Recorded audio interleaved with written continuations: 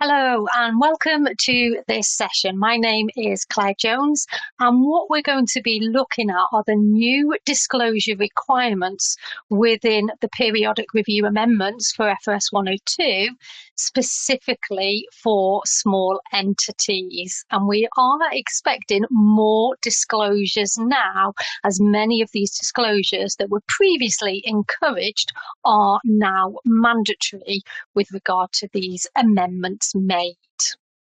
The effective date for the changes to FRS 102 as part of their periodic review is for periods commencing on or after the 1st of January 2026.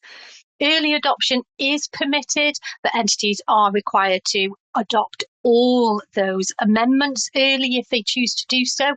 They cannot pick and choose between sections.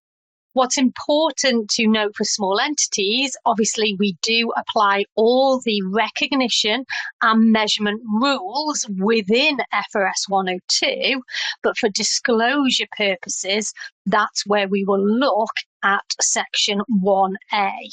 And what one of those key changes is, as I mentioned, those disclosures that were previously encouraged in 1A are now mandatory in order for entities to provide that true and fair view. So that's their focus there.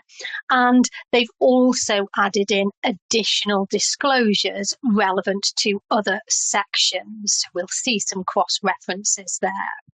So section 1A. Previously, under the version up to December 2025, we had Appendix C, which were the disclosure requirements for small entities within the UK.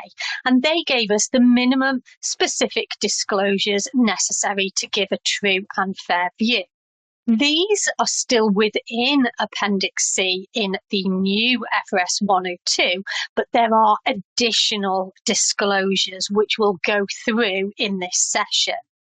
What you will also see in full FRS 102 is this sort of hat font there, whereby those are cross-referenced paragraphs within full 102 that we can use to comply with the disclosure requirements in section 1A.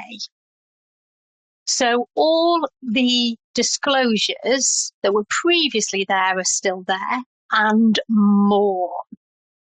What we also had was Appendix E that encouraged us to make certain disclosures within the UK. These are now mandatory and they have been moved to Appendix C.